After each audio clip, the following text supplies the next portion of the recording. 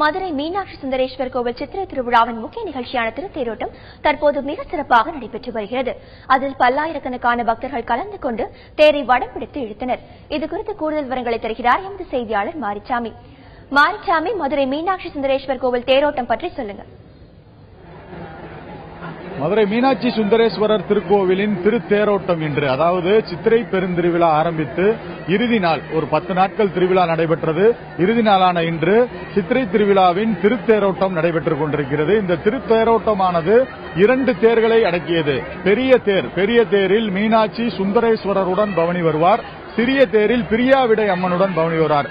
இந்த தேரின் வரலாறு என்று பார்த்துக் கொண்டோமானால் 17ஆம் நூற்றாண்டில்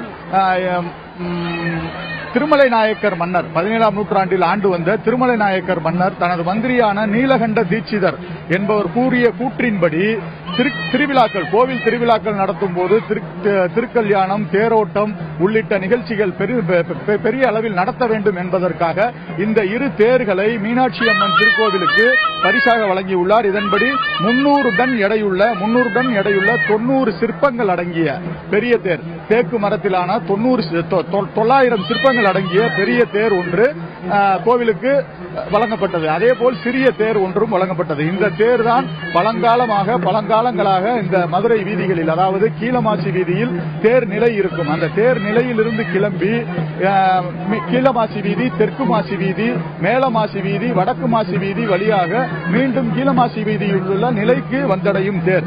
அதாவது பூமியின் மேலே 7 கடல்கள், பூமியின் கீழே 7 கடல்கள் என்பதை குறிக்கும் வகையில் இந்த தேரில் தேக்கு மரத்திலான நிலைகள், 7 நிலைகள் இங்கு வைக்கப்பட்டுள்ளது.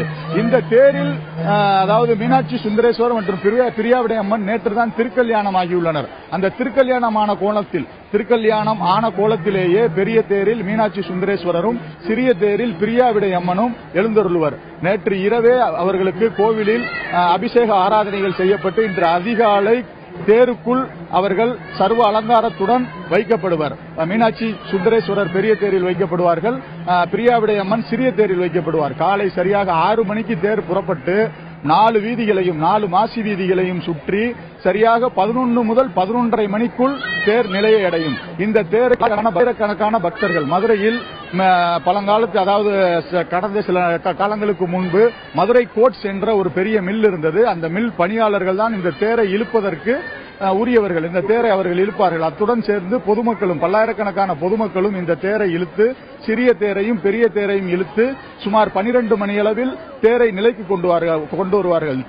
தேர் நிலைக்கு வந்த பிறகு காவல்துறை மற்றும் மாநகராட்சி மற்றும் மாவட்ட நிர்வாகம் ஆகிய 22 துறைகளுக்கு அங்கு மரியாதை செய்யப்படும். பின்பு சுவாமியை கோவிலுக்குள் கொண்டு செல்வார்கள். இந்த தேர் திருவிழாவிற்கான பாதுகாப்பு ஏற்பாடுகளை மதுரை மாநகர காவல்துறை சார்பில் சுமார் 2000 போலீசார், சுமார் 2000க்கும் மேற்பட்ட போலீசாரை கொண்டு பாதுகாப்பு ஏற்பாடுகள் செய்யப்பட்டு வருகிறது. மேலும் அவர்களுக்கான பொதுமக்கள் இங்கே அதிக அளவில் கூடியிருப்பதால் அவர்களுக்கான குடிநீர் வசதி மற்றும் அடிப்படை வசதிகளை மாநகராட்சி நிர்வாகம், கோவில் நிர்வாகம் மற்றும் மாவட்ட நிர்வாகம் செய்து வருகிறது.